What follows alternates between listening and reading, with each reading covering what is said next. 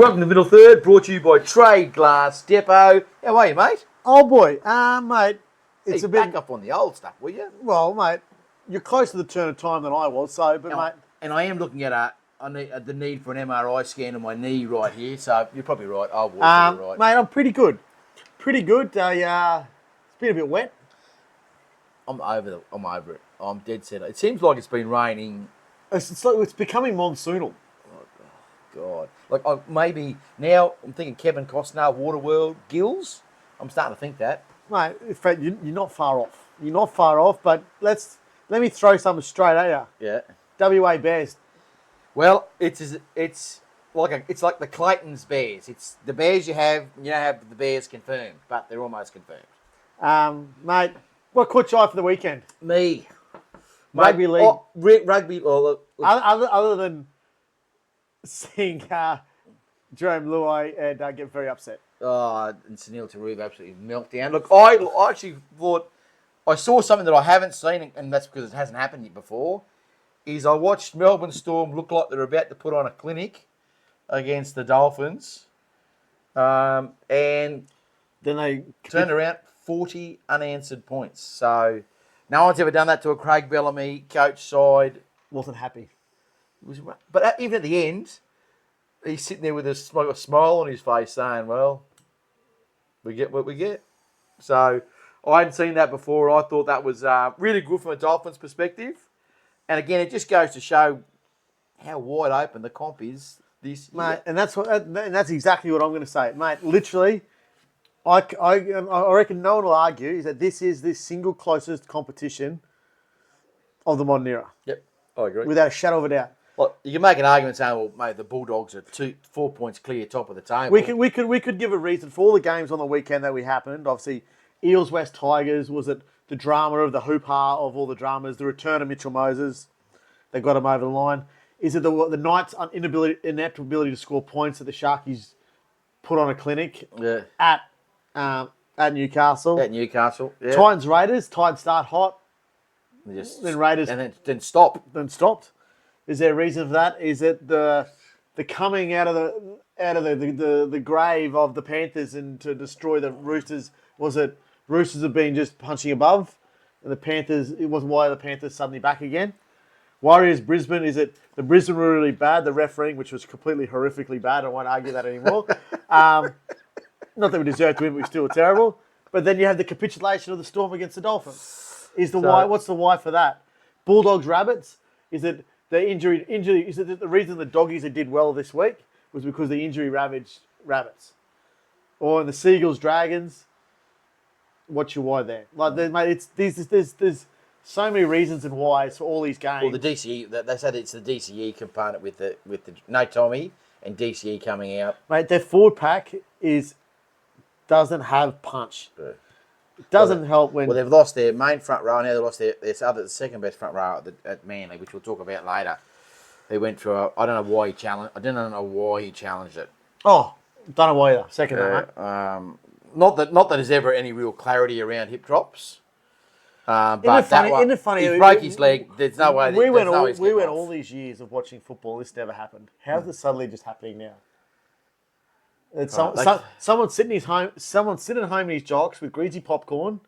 I remember when I used to tackle people. That's one of the techniques. And he's come with fall down on the back of the legs to bring him to the ground. Yeah, and then it says he just come with the idea that it's now players. I think it's just players are now bigger, faster, bigger. But when they do land on the back of your legs now, and of course there's so many. It just anyway. So that's interesting. Yeah, it's interesting. But I reckon we got World War III breaking out here. A couple of boxes going head to head. Now the young buck and the old bull. Very much like us here. Yeah, no. But anyway, hey, look, Suncorp double header, June 28, set round 17. I can't believe you hadn't heard about this, but I know we chatted about it before. But great, I think it's great for rugby league. So we've got you blokes playing the Warriors at 3 o'clock. Which I got no issue with us being first. And with an hour after the game, you all get kicked out. And the Dolphins come back in to play the Rabbits, the rescheduled Rabbits game. So why wouldn't 7 o'clock. Why wouldn't they just run it like they do on a Magic Round when it's like half an hour between games, bang, goes to the next game? I presume they both want because there's benefit to having it as the home game. They both have the home game. They won't want to split the profit. This way, rather than have, let's just say, 50,000 people turn up for the double header and they pay for it, They have 80. they'll get 80 or 90 turn up and more money. So both sides get their cake, get to eat it too. I think it's good. I think it's a good thing. It's not commonly done. They're going to, as I say, But what about poor old Suncorp? It's a touch weathered right now. Suncorp is really copping an absolute hammering right now at Suncorp, and it's looked weathered all year again. All concerts, shows, extra footy games. Mate, rugby has to touch it up more than anything. Oh, scrums, especially in that middle third of the field. Scrums just. Oh, pardon the pun. Oh, sorry. Did I just say middle third? Yeah, you're right. It hasn't helped, but they've just got to find a way to manage it. They really just got to find a way to manage it. Every year they seem to, even after all that rain a couple of years ago, it was outstanding. They looked patchy again last year. They managed it. It got through the games really well. So, but now they've actually added the girls' game, the girls' Origin game. So now 9 games. So it's another game on the surface. So it's a lot. I suppose when you think with the Bears now coming in, we're up to 19 teams. Within a couple of years, we're going to be 20 teams. That's going to be, if Magic Round continues, it's got to be 10 games that got to be played. No need over a longer window. Mate, you nearly have to the point, okay, the week before Magic Round, there's no Brisbane and Dolphins and that aren't there. Yep, so worst that happens is the Reds might play on there. And they gets as close to all the time off. It's got to work something out because otherwise the field just won't be able to handle mate, it. not at all. And this is the other interesting part. They keep saying, "Oh, let's take Magic Round to New Zealand. Let's take it down to Sydney." There's not a ground in us. We see what's happening. A lot of those Sydney fields now. They have one game on them. It's a quagmire, and it's horrible. Shocking. It's drowned, chopped up. Let's not talk about rain. So there's lots they've got to work out. But very excited to see all that happen. But the thing I thought was really, really cool is that I was having a look at the Dally M's on Monday.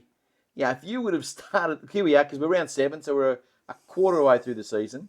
If I would have said that Will Kennedy, who this year was under pressure to hold his spot. Yeah, mate, absolutely. Was on top of the table. Jai Gray, you go, Jai who? Jai who? Exactly right. And then you got Terrell May. They're leading the Dally M's. Yeah, and deservedly so. Should we call Uncle Nick about what his thoughts on Terrell May being third? No, Uncle Nick and Trent, they don't rate him. They do not rate him. Do not rate him. So what that Dally M's going to look like at the end? Look at those players, and now obviously Jai Gray has now been punted to the bench. I think he's hard done by. I think the Rabbits look a better side with him at fullback, and I'd still be putting Mitchell. Can we do a little segue, mate? Since obviously we both believe Jai Gray's obviously a good footballer, and we got as the official announcement, or what do we call it? Officially unofficial. Yeah, the unofficial official announcement of the Western Australian Bears, or whatever you call it. They're going to be called something. Bears. So, obviously, with squads and things like that, players, a bit of some surplus requirements and some of... Mate, 3 or 4 players... Okay. 3 or 4 players. 3 or 4 players that you think would be... a sort of logjam behind a number of players in there. Can be overseas? Can be overseas. We'll go overseas as well. Okay. Doesn't matter age, but you think if in the 2027 season... would be a worthwhile addition to a nucleus of a squad. Okay. I watched the guy play a Magic Round. Play for Wigan. I think he's a former NRL player. And I think he's tailor-made to come back now. Whether it be a full-back or 5'8", that's Bevan French.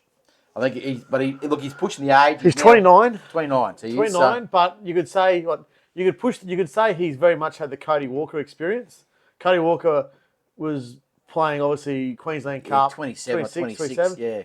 Bevan French has been over enjoying which is the festivities of it's a far less physical game. And if you had potentially a couple of young halves that you could take over, have them in there for 2 seasons, maybe 3 seasons. The way they're going, 3 seasons. Yeah, 3 seasons, yeah. You'll Um, get 3 seasons out of him. Mate, I think he'd be a good buy. for me, mate, is someone who mainly has more come to my eye the last month of football. Kale Hero's hamstring injury. Mawini Hiroti has proven that this is probably his first extended run. Like he's not played a bit of wing, bit of centre. He's been playing centre. That's it for the last just about a month. Good. He's been very good. Yeah. Probably more effective than Rainier. Yes, this year. Yeah, Raymond's not the same form he was last year. So, all right. Well, we need a fullback. So I think at the moment, well, we just spoke about it. He's stuck behind Latrell Mitchell. It's got to be Jai Gray at the moment. Oh, late Emma's there. Yeah, got to be Jai Gray. You could throw in Fa'alogo as a honourable mention because see what he needs to. I can't see him staying in Melbourne as a 14. Because Pappenhausen, barring a disaster, he's going to re-sign. Correct. Again. He's going to. So definitely, that'd be your logical two that you can see floating around. What about a forward? Mate, what about a big bloke I like, Trey Mooney, Canberra. You haven't seen much of him. Got a bit of a run early in the year. Was very, very good now, but potentially he'll get more game time once Big Joshy retires, pulls the pin. Yep. But mate can play middle, up front. He's a big lad. I think with some obviously consecutive games and minutes, could be an absolute seasoned first grader. Well, one has just come to mind now. Not that I want him to go anywhere because I think we're going to need him in the next 12 or 18 months. But it's Thomas McKaylee up at the Cowboys. So yeah, mate, good one actually. He doesn't look 27. Would he be? Now? He's about 27. He's been good every time he's played for the Cowboys. He's got an offload. He's a big body. Will he naturally get more game time if Big Jordan goes? I think that's the natural fit of things. Yeah, but who knows how? He's a different style of Jordan McLean. Okay. Who coaches the Bears? Who coaches the Bears? Now that's a good one. Well, who have we got floating around? So we've got Kevy. No. I think it's too soon. He's too soon for Kevy. I can't see Kevy as a builder. Development. He could be so. Brad Arthur. Well, apparently he's holding off re-signing over in the UK, so he's a chance. Maybe Jason Demetriou's a chance. And Justin Holbrook potentially. Hannah?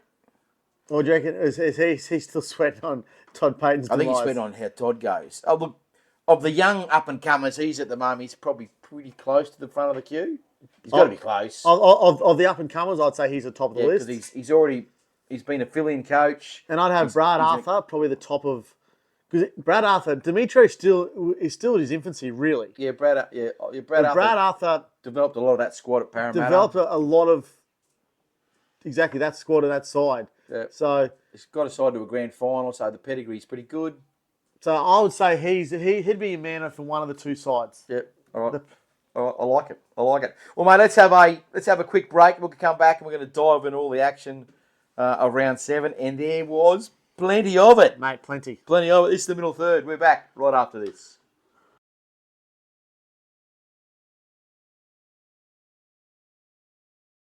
This middle third.